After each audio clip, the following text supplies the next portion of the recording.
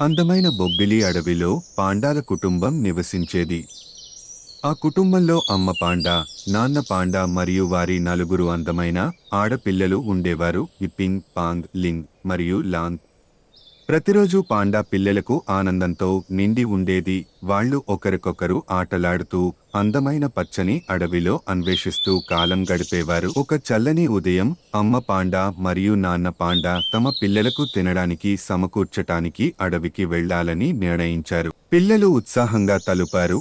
అమ్మ పాండా, నాన్న పాండా అడవి లోపలికి వెళ్లిన వెంటనే పింగ్, పాంగ్, లింగ్ మరియు లాంగ్ గంతులు వేస్తూ డాన్స్ చేశారు మరియు తమ ఇష్టమైన ఆట అయిన దాగుడు మూతలు ఆడటం మొదలుపెట్టారు. వారు పొడవైన వెదురు చెట్లు మరియు పచ్చని బూషల వెనుక దాగుతూ ఆడారు. అకస్మాత్తుగా అడవి భయంకరంగా నిశ్శబ్దంగా మారింది. ఒక పెద్ద కోపంతో ఉన్న సింహం వారి దగ్గరలో కనిపించింది. సింహం పాండా పిల్లలను చూసింది.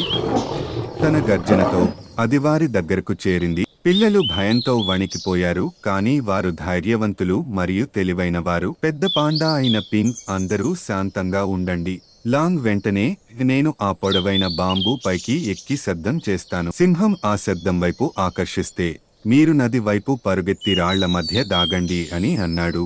ప్లాన్ సిద్ధమైంది. లాంగ్ చలాకిగా బాంబూ పైకి ఎక్కి తన చిన్న పాదాలతో గట్టిగా పట్టుకున్నాడు. ఉన్నచోట అతను బాంబు కదిలించి గట్టిగా శబ్దం చేయడం ప్రారంభించాడు. సింహం ఆకర్షించబడి తికమకపడ్డది.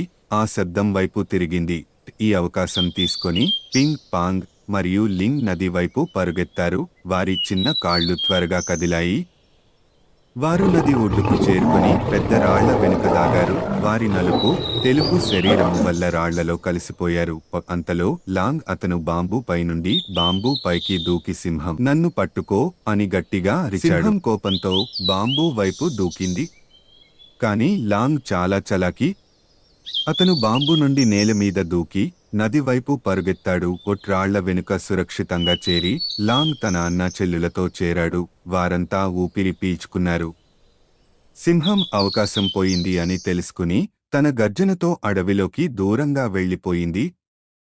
పిల్లలు ఒకరికొకరు గట్టిగా కౌగిలించుకున్నారు. వారి ధైర్యం మరియు తెలివితేటలు వారిని ప్రమాదం నుండి రక్షించాయి. అప్పుడు అమ్మ పాండా మరియు నాన్న పాండా తిరిగి వచ్చారు. వారి చేతులు తాజా బాంబూ కర్రలతో నిండి ఉన్నాయి. ఏమైంది అని అమ్మ పాండా వారి పరిస్థితిని గమనించి అడిగింది. పింగ్ గర్వంగా నవ్వుతూ వారి సాహసాన్ని వివరించాడు. ఒక కోపంతో ఉన్న సింహం మాపై దాడి చేసింది. కానీ మేము కలిసి పనిచేసి తప్పించుకున్నాం. అమ్మ మరియు నాన్న పాండా గర్వంగా నవ్వారు. మీరు అందరూ ఎంతో ధైర్యం మరియు తెలివితేటలు ఉన్నవారు అని నాన్నవారిని కౌగిలించుకున్నారు. ఆ రోజు నుండి పాండా పిల్లలు అడవిలోనే ధైర్యవంతులుగా పేరు తెచ్చుకున్నారు. వారి కథ చాలా దూరం వ్యాప్తి చెందింది. ఈ వీడియో మీకు నచ్చినట్లయితే లైక్ చేయండి, షేర్ చేయండి. మరిన్ని వీడియోల కోసం ఛానల్ను సబ్స్క్రైబ్ చేయండి.